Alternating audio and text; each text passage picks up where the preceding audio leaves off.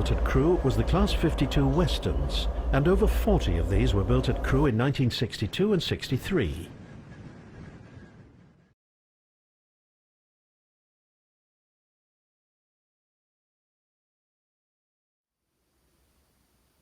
Hi there, welcome to Western Glory. This is the 18th video in a series about construction, my 00 gauge layout based in the Western region, covering the dates sort of the early 60s through to the end of the 70s, a time that I can remember quite well from my childhood. And I wanted to say a few words perhaps at the beginning, and then we'll have a running session later on this time. I'm just panning around to for people perhaps who haven't seen videos from this layout. You can get a feel for what I've been doing. I've tried to pick areas of the Western region which are sort of unique, iconic, and also ones that I knew well from my childhood. So this is modelled on Bath Road Motive Power Depot, and quite a considerable lineup of hydraulics, a few other 50s and 47s in there as well. Since I last talked about the layout, you can see the blue Pullman at the back there. I'll look at that perhaps in the next video more closely, but you'll notice that it doesn't say Midland Pullman anymore. This is a Bachmann set, but I've changed it effectively from what used to be a yellow front back to its original colour scheme, and I've tried to make it more like a South Wales or Bristol Pullman set. So and I've also it's gone from being the Bachmann decoder fitted to having a Hornby TTS decoder fitted, which is actually the one that Hornby sell for the HST, and it's called an MTU, which doesn't have that distinctive Valenta high-pitched sound, but it sounds pretty close to what I remember the Pullmans used to sounding like from my childhood. So we'll have a listen to that in the next video. And panning around, I've started to install signals from Train Tech. More on that later perhaps. And I've tried to complete this area at the south end of Bristol Temple Meads more completely. Try to model it again on what's actually there in real life, or certainly was there in the 60s and 70s. This is the south end of Bristol Temple Meads now. The canopy's looking a bit better. I've put all the little features along the side, these little towers that exist there.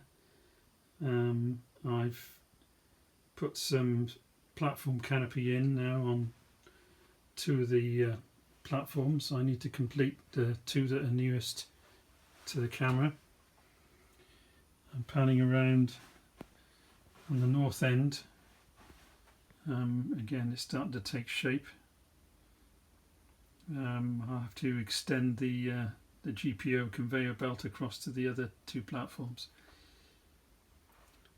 Something that I've been working on lately, which has been necessary because some of the points are going to be covered up in a minute by landscape, so I've been electrifying some of the points, again using Train Tech equipment. I haven't generally electrified the points, but I might start to do that. Some of the points are going to be buried under landscape, albeit with a little hatch that I can open if there's a problem. This is Sydney Gardens. People who've been watching my videos will know this area. It's looking fairly complete now, with a nice selection of trees, shrubs that you would see in Sydney Gardens. The iconic Brunel Bridge over the tracks in Sydney Gardens. Another bridge here which you can see I built on an angle which was quite challenging. A lot of scale scenes paper there, and we'll move down to another scene which is the one that I spent quite a bit of time on more recently, which is Brunel's bridge across the Thames at Maidenhead, which carries the main line from Reading to Paddington. This has been quite challenging. One heck of a lot of scale scenes paper. I haven't yet completed the river. I'm going to pour some varnish, I think, to give it that liquid effect of the river. There's quite a large weeping willow that needs to go in front of the central pier. There's some narrowboats which in pictures of the Thames at Maidenhead seem quite common, and there's a little pub with some dinghies ready to go on the river and the slipway there. And then there's going to be a hotel at the back which exists in reality, which is on the road bridge.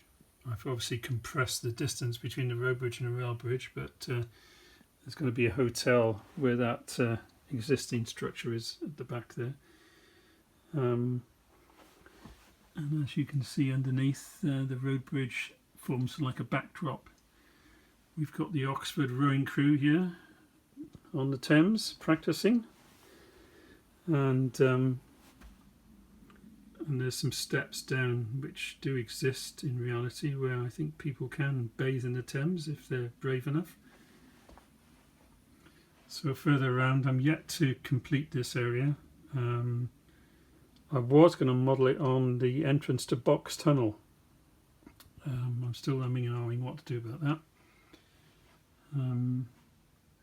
This is modelled on the cottage that we used to visit in Berkshire, in fact, when I was in my childhood again. And around here we've got sonning cutting, and this is pretty complete. Perhaps a little bit of finessing here and there required.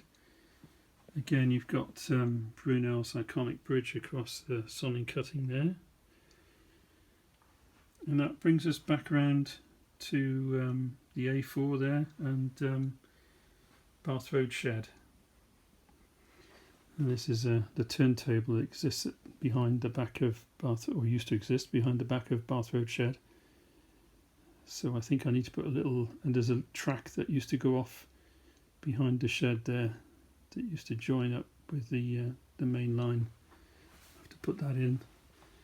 I haven't built the servicing shed yet.